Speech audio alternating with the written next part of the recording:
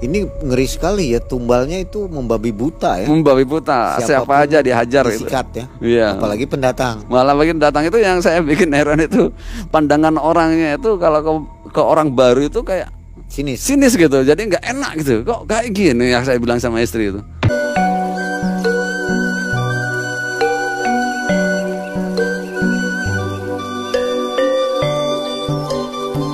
Subscribe dulu yang belum subscribe. Selamat menonton. Enjoy. Akhirnya mengaku istri itu yang rumah itu pesugihan, yang ini juga pesugihan. 3 baris rumah itu semua pesugihan. Nanti belum ada yang di belakang lagi ada. Itu setahu saya, setahu kampung sini itu seperti itu. Baru-baru ini, bulan-bulan ini juga. Siang hari itu ada orang diputer kayak gasing itu di depannya sampai meninggalnya. Ya kalau di sini sih udah biasa kayak gini nih mas. Masa sih iya kayak gini biasa aja, nggak ada ini. Kalau lagi apes, ya jadi kena tumbalnya. Ada apa? Ini anaknya katanya. Kenapa anaknya gitu? Ini anaknya udah melotot aja, matanya hitamnya udah nggak ada lagi katanya. Aduh, ya iya orang itu keretanya tuh udah di atas kontrakanmu itu katanya. Itu kereta kencana ya? Iya kereta kencana. Jadi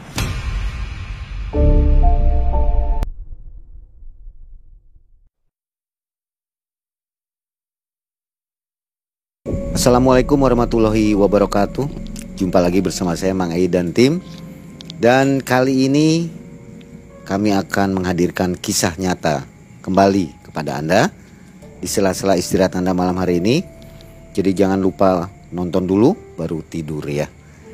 Ada Mas Arif di depan saya yang akan berkisah tentang pengalaman pribadinya, kisah nyata ketika Mas Arif ini selalu dihantui oleh makhluk-makhluk goib, diteror ya.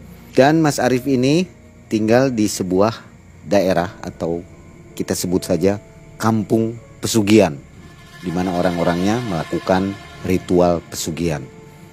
Rumah-rumahnya pun tidak wajar ya, di tengah sawah tapi begitu megah. Itu kata Mas Arif.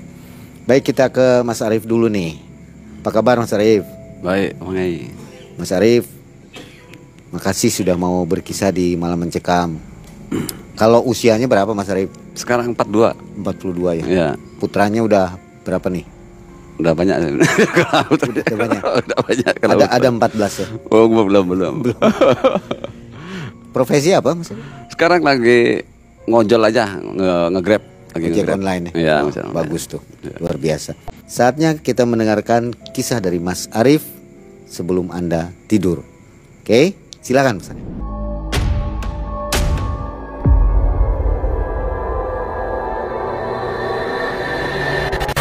Awal pertama saya mencoba berpindah dari hiruk pikuknya kota, dari sibuknya aktivitas di kota. Waktu itu saya tinggal di Batam, udah bertahun-tahun keluarga saya ada di Batam. Coba saya untuk mengadu nasib malah ke desa, ke pelosok gitu. Di pelosok, di tepatnya itu di perbatasan antara Subang dan Indramayu.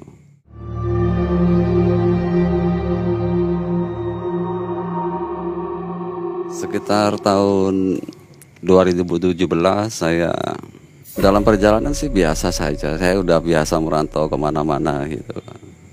Ke Kalimantan, Sumatera, masuk kampung, masuk hutan itu biasa. Tapi giliran masuk mau ke kampung istri saya itu kok ada yang hal berbeda gitu. Ini kampung kok kayak hutan. Langsung nyeletuk gitu, seperti itu saya tuh ke istri saya itu. Oh, kok bukan Mas aja, kata istri saya tuh yang ngomong kayak gini. Pernah dulu itu orang yang kaya itu, yang rumahnya berjejer itu, yang nggak lazim orang di tengah hutan itu, ya di tengah perkampungan seperti ini itu punya rumah semegah itu. Itu pernah ngundang ustadz dari Jakarta, sama ngomongnya kayak Mas gitu. Ini kampung kok kayak hutan. Oh, ya cobalah kita ini. cobalah ngadu nasib gitu. Ya tapi punten-punten kalau saya jadi petani nggak bisa, saya nggak ada basic di situ, saya bilang gitu sama istri. Kita coba berdagang aja. Oke. Selang berapa hari mulai berdagang, semakin hari istri itu semakin berterus terang gitu, keadaan di kampung ini seperti apa. Akhirnya mengaku istri itu yang rumah itu pesugihan, yang ini juga pesugihan. 3 baris rumah itu semua pesugihan. Nanti belum ada yang di belakang lagi, ada. Itu setahu saya, setahu kampung sini itu seperti itu. Dan baru-baru ini, bulan-bulan ini juga, itu ada orang itu bersebelahan dengan rumah dia itu. Siang hari itu ada orang diputer kayak gasing itu di depannya sampai meninggalnya. Itu sampai heran saya ceritanya dari orang. Jadi orang yang menyaksikan orang yang diputer kayak gasing ini ya semua pada teriak-teriak orang warga di situ. Soalnya keadaannya posisinya siang, bukan posisi malam gitu. Seperti apa muternya? Sampai iya diputer seperti itu.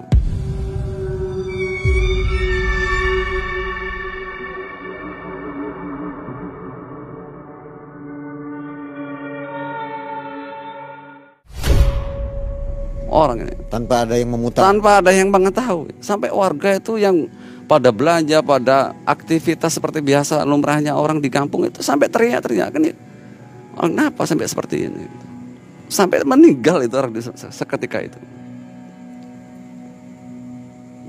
Nah dari situlah, oh ini mungkin saya sebenarnya pindah itu dari Batam ke kampung istri itu ya sebenarnya sih pengen hidup yang wajar gitu. Ya memang kalau dari keturunan sih ada gitu, untuk dunia goib itu ada. Tapi saya tuh lebih banyak menghindar gitu, lebih menutup lah daripada untuk mengeksplor diri saya gitu. Ya udah gitu, kalau kayak gini kehidupan kampung ini kayaknya kurang sehat, saya bilang gitu. Cobalah dilihat tuh musola itu, yang azan ya itu, yang iqomah ya itu, yang sholat ya itu sendirian. Sampai segitu parahnya kampung ini saya pikir.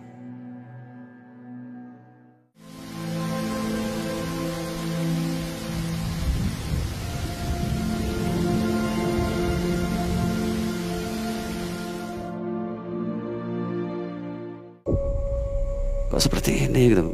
Kalau itu anak-anak jelas ini nggak sehat gitu lah gitu. Untuk pendidikan ke masa depannya itu juga nggak bagus, saya bilang. Kampungnya padat itu. Nggak begitu padat. Jadi kampung itu kayak per blok gitu. Jadi paling sekitar 50 rumah gitu.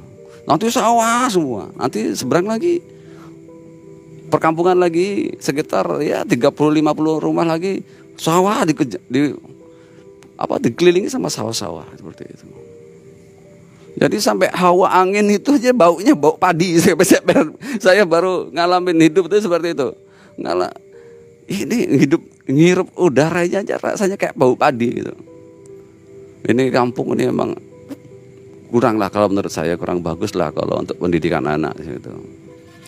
Saya bilang sama istri, kalau kita untuk ngembangin usaha, pingin usaha, kalau untuk pendidikan anak biar lebih bagus, kita lebih baik pindahlah dari sini. Coba kita pindah ke seberang desa.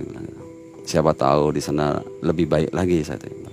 Ya udah nanti saya ngomong sama orang tua, kan pindahnya di dekat gitu, nggak jauh gitu. Jadi kalau kangen masih bisa lah, kangen sama anak masih bisa, nanti deket bisa nengok lah gitu kan. Akhirnya pindah kami di sebelah desanya gitu, yang agak ramai di belakang puskesmas. Jadi aktivitas itu lebih banyak itu. Sehari 2 hari masih belum ada apa tuh, keanehan tuh masih belum ada gitu. Udah mulai menginjak 10 hari atau antara 10 harian atau itu mulai ada di belakang kontrakan saya itu udah ada yang kesurupan gitu. Warga di situ tuh udah banyak yang teriak-teriak gitu. Kenapa ini sampai seperti ini, panggilin ustadznya ini. Panggil, datang ustadznya. Ustadznya datang pun nggak mempan. Saya juga heran gitu. Saya dalam hati itu sampai ada terbesit saya untuk menolong gitu, tapi enggak lah, nanti aja lah, biarin dulu. Akhirnya ada juga kawan yang namanya Diki, ya kebetulan dia juga dari Batam, ketemu di ini sebelah kosan gitu. Tapi saya nggak kenal di Batamnya tuh, dia nggak kenal. Kenalnya waktu di ngekos di situ. Akhirnya sama si Diki ini dibenerin. Coba diobatin sama Diki, sembuh. Ditinggal lagi sama si Diki, meronta-meronta lagi perempuan itu. Meronta-meronta lagi, panggil ustadz lagi, cari ustadz yang lain lagi. Tetap aja seperti itu. Ini kenapa ini kampung kok kayak gini, saya bilang. Selang berapa hari lagi ada lagi kejadian itu, ada orang melahirkan gitu. Ada orang melahirkan, itu harus ditungguin. Itu saya juga baru heran, baru kali ini nengok adat seperti itu. Ditungguin kurang lebih sampai 40 hari atau berapa itu ya. Ditungguin, harus ditungguin. Kalau nggak ditungguin nanti ada yang ngambil katanya. Loh, ada yang ngambil gimana katanya? Bener katanya, ada yang ngambil nanti katanya. Beneran katanya. Iya, kata kawan-kawan yang di sana itu. Ternyata ada kawan saya itu barusan melahirkan, itu tetangganya gitu. Jadi kawan saya ini ikut gabung gitu. Ikut melean lah istilahnya kalau orang Jawa bilang itu. Ikut begadang nungguin bayi itu. Dan memang ternyata benar kata kawan saya itu. Ada sosok makhluk itu yang datang gitu katanya itu. Dikejar sama kawan saya itu. Srek, suaranya seperti itu. Diikuti sama kawan saya itu. Gak ada sosoknya, cuma dengar suara gitu aja. Ini apa? Saya bilang, saya nggak terbiasa dengan adat-adat seperti ini tuh, nggak terbiasa gitu. Kok ada ya, masih ada kayak gini, mistik-mistik kayak gini juga gitu kan. Akhirnya saya ngobrol sama istri itu, kok tetap aja, Neng, ini kita pindah dari kampung orang tuamu pindah ke sini, tetap aja kayak gini gitu. Ya kalau di sini sih udah biasa kayak gini nih Mas katanya. Masa sih? Iya kayak gini biasa aja, nggak ada ini. Kalau lagi apes, ya jadi kena tumbalnya. Gitu. Jadi kalau untuk pendidikan agama seperti apa kalau di sini saya bilang? Gitu. Ya sampai tahu sendiri. Kalau musolanya seperti apa, bagus masjidnya ya bagus, tapi ya untuk orang ibadah kurang gitu. Sepi ya? Sepi, jadi gimana ya? Di situ kadang ada kepikiran itu untuk memakmurkan gitu, tapi kan beda. Saya juga heran gitu. Ada waktu kita datang itu warga di sekitar itu kayak gimana ya? Enggak, kalau saya kebetulan saya orang Jawa Timur gitu, jadi kalau dengan adat kami orang Jawa Timur itu ya kami welcome, kami selalu tersenyum kalau ketemu orang gitu kan.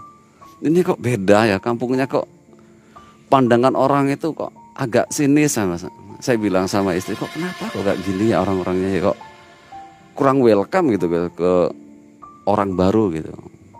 Kok pandangannya kayak gini sama kita, kenapa? Ah nanti sama tahu sendiri kata istri itu.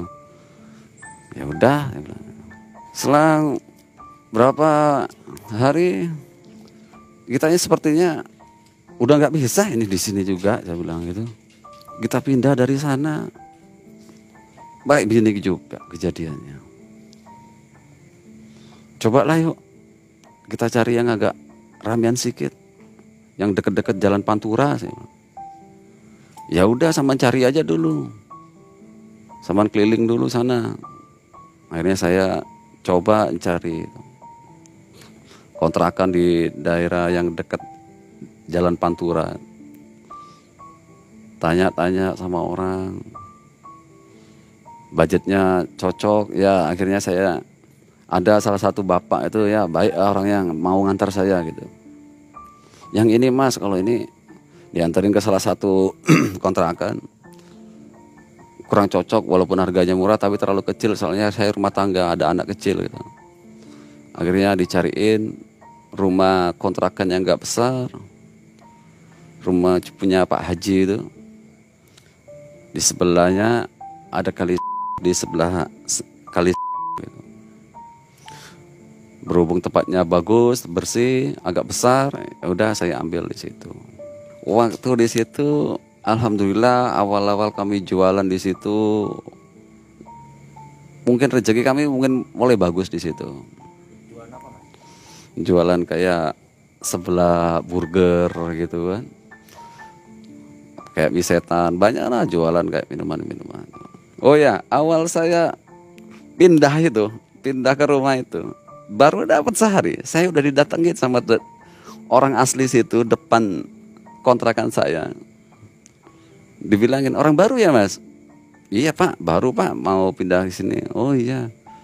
Biasanya nggak lama sih Mas kalau orang di sini, katanya gitu. Langsung gitu. Saya juga heran tuh, kenapa Kak gitu? Kenapa Pak gitu? Ini ya nggak tahu aja lah. Nanti sama tahu sendiri. Oh iyalah Pak, makasih. Moga-moga aja lah betah saya di sini, bilang gitu. Kok saya itu tertuju sama satu pohon mangga di sana itu, di depan rumah, depan kontrakan itu. Oh ini mungkin sosok saya ya sedikit bisa merasakan gitu kan. Oh ini yang rupanya sosok kuntilanak ini yang bikin orang nggak betah, bikin anak-anak nangis tuh ini, saya bilang. Saya diam aja, saya pura-pura nggak tahu lah, biarin aja gitu. Oh jadi ini sosoknya ya, terus gitu. Kebetulan Mas Arif bisa melihat. Saya backgroundnya sih dari kecil ada bimbingan dari orang tua saya gitu. Jadi dari SD itu udah diajarin puasa putih gitu. Jadi agak sedikit tahu lah kalau masalah-masalah seperti itu. Tapi saya itu sebenarnya menutup diri lah, saya nggak mau ngeksplor lagi, itu saya kurang berminat gitu. Kecuali untuk keluarga, saya mikirnya seperti itu aja. Udah cukup untuk keluarga aja saya mikir gitu. Apalagi saya kepala keluarga yang saya wajib saya lindungi gitu. Itu saya mikirnya seperti itu. Cukup untuk keluarga saja, untuk teman gitu. Mulailah di situ jualan. Anak sering panas pertama awal itu. Kok panas ya anak ya? Udah saya bacain lah ayat-ayat ruqyah, saya bacain. Udah dingin lagi. Kok gini ya, kalau ruqyah terus ya capek lama-lama. Saya juga perlu aktivitas gitu kan. Ya udahlah, coba lah geser ke tempatnya Pak Haji situ kan, tempatnya halamannya nggak luas tuh Neng gitu. Saya bilang sama istri itu, yang mana katanya? Itu yang kan letter L nih kosannya Pak Haji, yang sebelah sana itu juga bagus, halamannya nggak luas, bilang gitu, bisa buat jualan gitu. Ya udah, nanti bilang sama Pak Haji kalau harganya sama sih nggak apa-apa, bilang gitu. Akhirnya saya pindah ke sebelahnya, belakang warungnya Pak Haji itu, warung sembakonya Pak Haji. Baru pindah, udah didatangi tetangga lagi. Mas, di sini dulu tuh pernah dipendem apa? Ya nggak tahu, ada orang nggak senang itu sama Pak Haji, katanya tamu tuh ada yang bilang itu musuhnya Pak Haji, itu dipendem, ada yang dipendem di rumah kosan ini, pas di depan rumah ini katanya. Yang setahu saya itu ada telur yang kemarin itu di sini. Oh, seperti ini. Kok kampungnya sama? Saya bilang gitu. Ini pindah udah ke sini ke situ kok sama, saya mikirnya seperti itu. Kadang itu di perempatan jalan ada kembang seperti itu. Itu yang apa ya, budaya kami di Jawa itu yang zaman dahulu lah, waktu mungkin tahun 80-an masih ada itu. Tapi untuk tahun-tahun udah 2000-an itu sudah jarang kami temuin gitu. Tapi di sini kita temuin kembali gitu. Wih, kok masih ada lagi yang kayak gini, saya bilang gitu. Dan mitosnya itu yang di kali yang saya tempati itu, di kalinya itu, nah di situ banyak orang yang kena di situ. Banyak orang yang kena, istilahnya tuh dari makhluk di situ. Banyak yang kesurupannya tuh dari situ, anak-anak kecil itu katanya gitu. saya cuekin aja lah, terus biarin aja. Yang penting saya mau niat di sini tuh jualan sama istri saya. Sahabat sebulan, 2 bulan jualan udah alhamdulillah udah mulai lancar. Kadang pernah itu saking ramainya sampai 3 jam saya nggak berhenti tuh sama istri saya tuh ngelayani anak-anak di situ, ngelayani jualan tuh. Entah itu iri atau gimana, kadang itu di depan jualan itu kayak punten-punten kayak apa itu, kotoran manusia gitu ditaruh di apa tuh depan rumah kosan saya, di depan kontrakan saya itu kayak kotoran manusia. Sampai saya tuh masih tidur dibangunin sama istri saya. Ya, itu apa itu katanya. Kok ada kotoran manusia di depan rumah sampai masuk ke dalam kamar. Yang bikin heran tuh itu ada kotoran manusia. Masa nggak lazim kalau ada kotoran manusia itu sampai masuk ke dalam rumah itu. Siapa orang anak masih tidur juga, saya juga masih tidur gitu. Aduh, ada aja ini orang ini iseng, saya bilang gitu. Ya udah kita bacain lagi ruqyah, kita bacain lagi di situ. Dan normal. Tapi sebelum itu dampaknya kejualan itu memang kerasa banget gitu. Yang awalnya ramai anak-anak itu pada datang, pada orang beli itu sepi.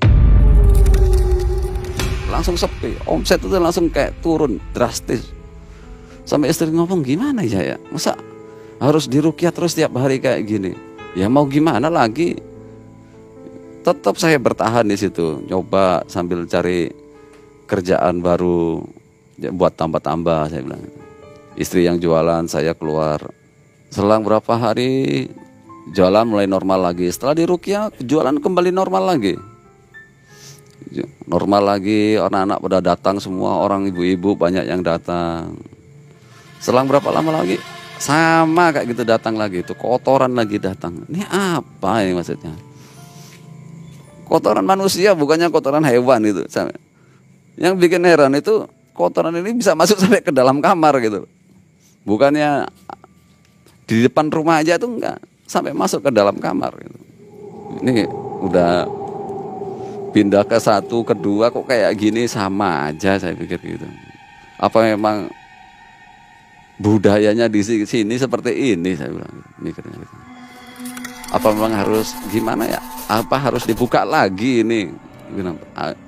Yang dulu sempat digembleng sama bapak, sama keluarga saya, sama guru-guru saya, harus diulang lagi ini gitu. Ya dulu sempat lah belajar spiritual seperti itu kan, di Batam, di Sumatera, di Jawa pernah ya, dapat gemblengan-gemblengan seperti itu. Apa ini harus dibuka kembali, saya pikir gitu. Tapi nantilah saya pikir gitu, nggak usah lah. Saya kepinginnya hidup normal aja. Nah orang nampak ya seperti biasa saja sama semua orang. Saya pinginnya seperti itulah. Yang bikin saya terheran-heran itu ya itu, orang itu nggak wajar, nggak lazim lah ada rumah di tengah sawah seperti itu, punya rumah bisa dibilang itu kayak istana lah. Itu berbaris-baris, bukannya 1, sampai 3 itu berbaris-baris. Saya nggak masuk akal, saya pikirnya itu. Sehebat apa usaha di desa pelosok seperti ini punya rumah sebesar itu? Bisa dikatakan kata orang itu ya timpang antara satu sama yang lain gitu. Nggak wajar lah kalau untuk kemewahannya gitu. Ini udah rumah sebesar ini, yang satunya lagi rumahnya masih gubuk, itu kan nggak masuk akal ini. Usaha-usaha apa sih?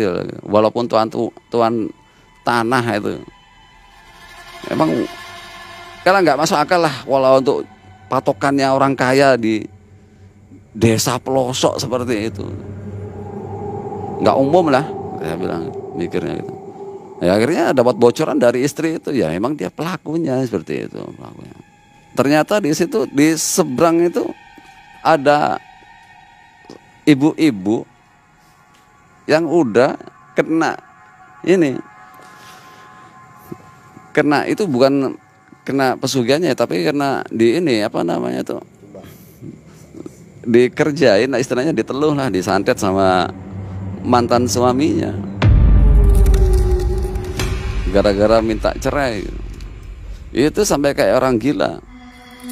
Saya yang bikin heran, dia itu nggak mau ngobrol sama orang lain, marah-marah sama kedua orang tuanya, marah sama siapapun. Tapi kalau sama istri saya tuh mau ngobrol gitu. Itu yang bikin saya heran. Kalau sama istri saya tuh mau ngobrol bener kayak orang bener itu, wes nggak ada sakit-sakitnya tuh nggak ada. Nggak nampak orang itu kayak orang stres, kayak orang gila tuh nggak. Tapi kalau sama orang lain tuh ngamuk aja bawaannya. Semua orang mau dipukul. Tapi giliran sama ngadep sama istri saya itu, ya biasa aja, nggak kayak orang normal ngobrol tuh biasa aja gitu. Saya pun juga nggak sempat ngobrol juga sama wanita itu. Saya tertutup saya loh sama wanita itu kan. Jadi selang berapa bulan di situ saya bertahan jualan tuh lama di situ sampai sekitaran 6 bulan. Saya mulai bekerja di, ya saya sebutin di daerah Pamanukan gitu. Saya kerja agak seberang, beda kecamatan sama kontrakan saya. Saya mulai aktivitas pulang malam, kadang jam 12, jam 11 saya pulang. Biasa seperti itu. Jam 11, jam 12 saya pulang ke kontrakan. Istri normal masih jualan. Kalau ada keganjilan baru ngomong, ini ada kotoran lagi datang, atau ada apa tanah seperti tanah gitu, tanah kuburan sering kejadian seperti itu. Kalau ada sepi atau apa, istri ngeluh, ini ada sepi lagi, ini jualannya udah ada yang aneh lagi, udah di ritual lagi, bacain ruqyah lagi, normal lagi, ya udah, gitu terus sampai kok kayak gini kampung ini, saya pikir gitu. Waktu ada puncaknya itu istri saya pernah nelpon itu jam 9 malam.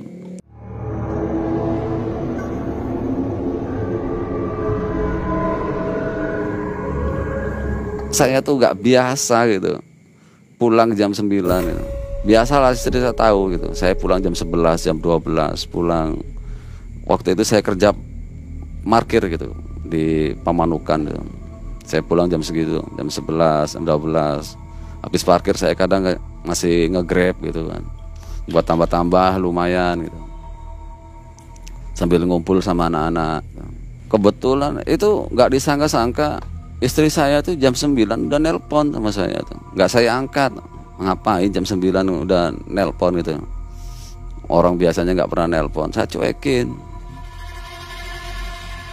Nelpon terus, saya juga penasaran ada apa nih. Lama-lama saya angkat gitu. Saya ada apa? Ini anaknya katanya. Kenapa anaknya gitu? Ini anaknya udah melotot aja, matanya hitamnya udah nggak ada lagi katanya. Aduh, yang benar gitu. Iya katanya. Langsung seketika itu saya pamit sama bosnya rumah makan kalau saya tinggal parkirannya tuh. Ya saya pulang langsung, bergegas pulang, wis nggak tahu apa, ngebut sampai kontrakan itu. Datang nyampe rumah, assalamualaikum, langsung masuk kamar mandi, saya wudhu, nengok anak saya tuh mukanya udah nggak ada apa tuh, udah ketakutan itu lah, orang kayak ini, matanya hitamnya itu udah nggak ada, udah melotot seperti ini aja. Nangis takut sambil matanya nggak ada itu hitamnya itu.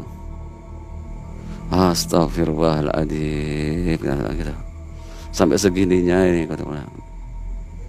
Saya tanya, ini dari mana anak ini? Itu tadi sore-sore mau jelang maghrib main ke kali sana katanya gitu. Ada orang nebar kembang di sana itu tadi itu. Astagfirullah, kena di situ dia katanya. Astagfirullah. Saya merinding gitu nengok ceritanya itu gitu. Langsung saya bacain ruqyah itu, saya bilang gitu. Masih aja nggak ada respon anak saya itu, sampai heran tuh. Ini gimana nih anak ini? Dibacain kok diam aja gitu. Apa bacaan saya apa ya ada yang kurang sih betul itu. Saya buka lagi kitab saya itu, saya bacain lagi. Sampai saking gemesnya itu saya gebrak itu namanya temboknya kosan itu, kontrakan itu. Saya gebrak. Kalau kamu mau ganggu anak saya, udahlah kamu keluar aja sama saya, dia bilang gitu. Seketika itu anak saya itu langsung melek matanya itu. Seketika itu alhamdulillah langsung melek mata anak saya itu. Langsung keluar ya, nampak itu hitam-hitamnya itu. Astagfirullah, baru kali ini ke keluarga saya sendiri gitu. Itu memang beda antara kita bantu orang kalau sama anak itu memang beda gitu. Paniknya itu, rasa paniknya itu beda banget memang yang kita rasain gitu. Kalau keluarga kita sendiri yang kena itu memang beda.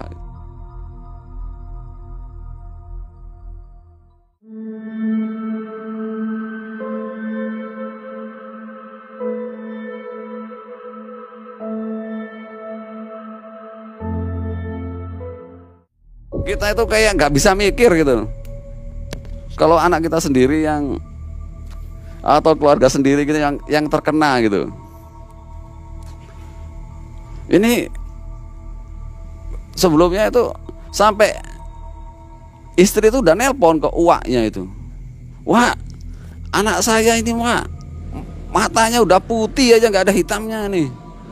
Ya iya, orang itu keretanya tuh udah di atas kontrakanmu itu katanya. Kontrak itu keretanya udah di atas kontrakanmu itu. Nah, wak kesini lah, ya percuma aku mau ke sana katanya. Orang udah mau diambil anakmu itu katanya. Sampai uaknya tuh yang ya bisa dibilang itu orang ngerti. Saya bilang seperti itu. Ya orang mau diambil mau gimana katanya gitu. Ya tolonglah, ini nggak bisa, saya udah angkat tangan bilang gitu. Uaknya itu. Coba telepon dulu sama Kang Bidin yang ngerti gitu. Sama angkat tangan nggak bisa. Itu udah di atas katanya. Keretanya tuh udah di atas kontrakanmu katanya. Itu kereta kencana ya? Iya, kereta kencana. Jadi ada sosok perempuan itu duduk di ini sama seorang ini kereta dua sama apa namanya kusirnya itu ya, ada kusirnya kayak hulu balang atau apa yang pakai ini kayak bangsa-bangsa kerajaan zaman dulu lah, sama ratunya di situ. Duduk di belakangnya ratunya itu.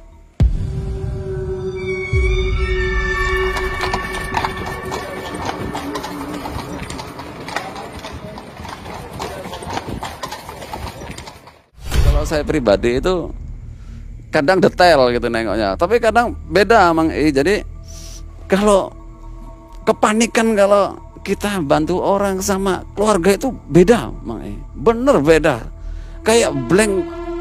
Kadang ini yang harus kita baca jadi belepotan semua jadinya itu, sampai heran tuh, Panik ya? panik.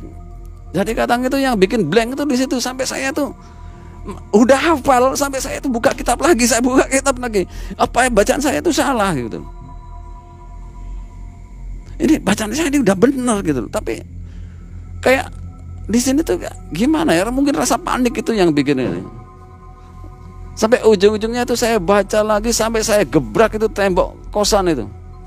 Baru mau melek itu anak saya itu. Astagfirullah, saya bilang gitu. Alhamdulillah nengok anak bisa keluar lagi apa tuh, mata putih atau bukan putih lagi, ada hitamnya lagi, wajar lagi, sembuh lagi itu nengok anak itu. Aduh astagfirullah, ini kok kayak gini, saya pikir gitu, kampung ini saya pikir kok ujung-ujungnya ke anak gitu. Apa penyebabnya? Anak itu kata istri sore menjelang maghrib itu masih main di pinggiran kali, dan di situ ada yang orang nebar kembang gitu di situ. Menurut Mas Arif itu apa? Pelaku pesugihan? Iya, jadi ada di situ, di umumnya di daerah situ ya, orang itu ada yang nebar kembang, ada juga yang beda lagi, tapi pancingan, duit. Nah, duit juga ada gitu. Jadi duit ini kalau diambil, dibelanjain, diambil nyawanya, seperti itu. Gantinya nyawa dia gitu. Emang sengaja duit itu dijatuhin buat dipungut sama orang. Ya, tapi dia yang mungut, dia yang kena itu. Siapa yang mau ngambil, dia yang kena gitu. Seperti itu. Ditumbalkan ya? Ditumbalkan sama dia. Setelah kejadian seperti itu, saya mulai berpikir kembali gitu. Tinggal di daerah istri saya lah, yang berdekatan dengan istri saya. Kok bisa ya seperti ini? Ya alhamdulillahnya mau keluar gitu. Tuh makhluk itu gitu. Kalau sempat nggak mau gimana saya bilang gitu. Ya saya bersujud lah di situ. Alhamdulillah masih didengar saya doanya gitu. Orang uak istri saya udah menyerah, udah angkat tangan. Itu saudaranya ya Kang Bidin lah itu bilang, itu juga angkat tangan. Orang keretanya ada di atas, udah siap mau untuk mengambil gitu. Itu setelah kejadian itu saya pindah ke daerah Pamanukan, saya hidup mulai normal lagi gitu. Oh, pindah lagi saya kalau nggak tahan ya. nggak tahan, kata Uwa istri saya itu, udahlah kamu kalau ke situ capek, dia bilang gitu. Kalau kamu tinggal di situ capek, dia bilang. Kasihan suamimu katanya. Ya cuman begitu-gitu terus saja. Yang namanya anak nggak mungkin kita larang-larang terus untuk bermain. Nggak mungkin kita halangi aktivitas dia harus bermain ke sini ke sana, nggak boleh. Ke situ jangan ya. Gimana anak nanti? Terkekang jadinya. Udahlah pindah aja. Daerah yang agak bisa dibilang itu muslimnya agak bagus lah, bilang gitu. Kasihan si Fakih itu kan. Ya udah, saya akhirnya pindah ke hidup normal lah di daerah Pamanukan, tepatnya di daerah Jejerukan. Ya alhamdulillah di situ muslimnya bagus. Masjidnya rame, alhamdulillah memang terkenal kampung muslim di situ. Jadi setelah saya pindah ke daerah Pamanukan di Jejerukan, ya deketin saya kerja parkir di Pamanukan. Saya parkir waktu satu saat tuh, ada kawan saya Pak Roy itu dipanggil sama karyawan Indomaret gitu. Pak Roy masuk, bilang gitu. Ada apa? Bilang, udah masuk aja dulu katanya. Saya nongkrong di depan itu ya diam aja. Apa si Roy itu bilang gitu. Sambil ngerokok, saya tungguin 1 menit sampai mau habis, nggak datang keluar si Roy ini, gimana parkirannya nggak dijagain, bilang gitu. Mana si Roy? Saya masuk ke Indomaret. Itu ke belakang ke gedung katanya. Apa? Ke gudang. Ngapain ke gudang?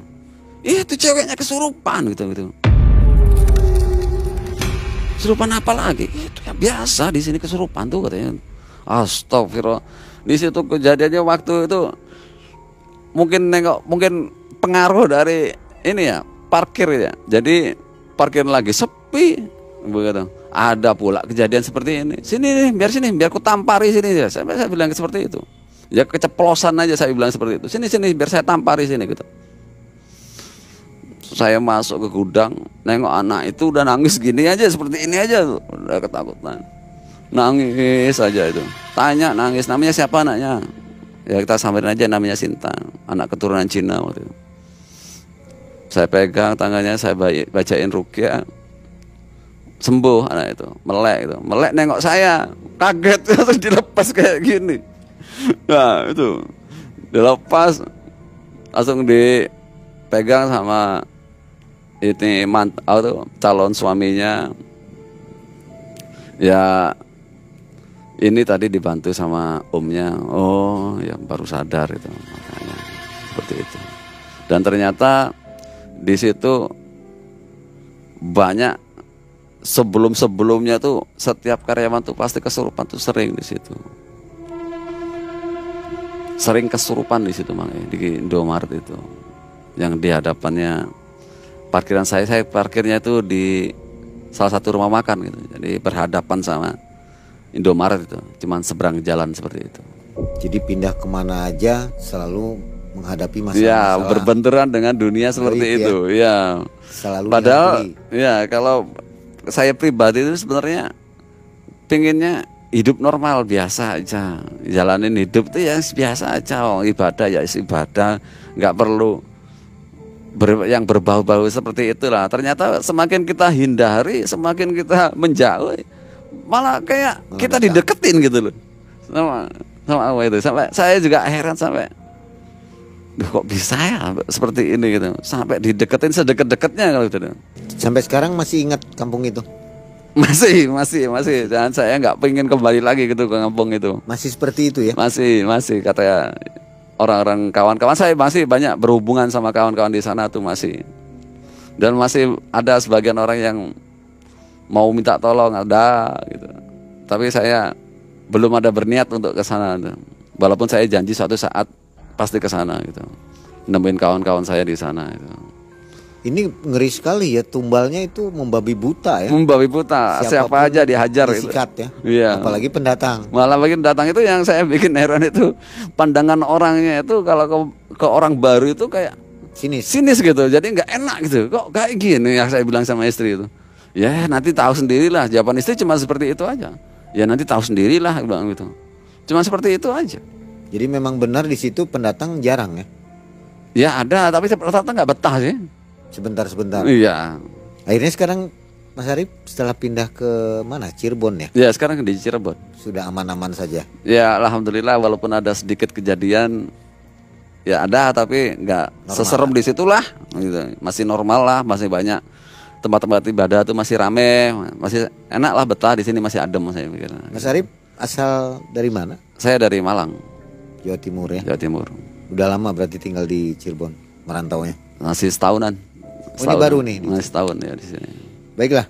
Nah, itulah kisah dari Mas Arif yang mengalami tinggal di tempat kampung pesugihan ya. Yeah. Bisa dikatakan kampung yang mengerikan gitu. Sampai tidak baik untuk membesarkan anak di daerah itu ya. Semoga kisah dari Mas Arif ini banyak memberikan masukan, informasi kepada kita bahwa hal-hal mistis seperti pesugihan nyata adanya. Bahkan satu kampung pun melakukan pesugihannya. Dan mudah-mudahan penduduk di sekitar sana sadar. Kita diberi hidayah lah. Terima kasih Mas Arif atas kisahnya. Dan akhirnya Mang Ei dan tim undur diri. Assalamualaikum warahmatullahi wabarakatuh. Lupa juga untuk komen dan share, like, dan jangan lupa juga untuk subscribe rancangan saya agar anda tidak akan ketinggalan untuk nonton video-video saya akan datang. Jadi itu saja daripada saya. Terima kasih kerana menonton. Bye.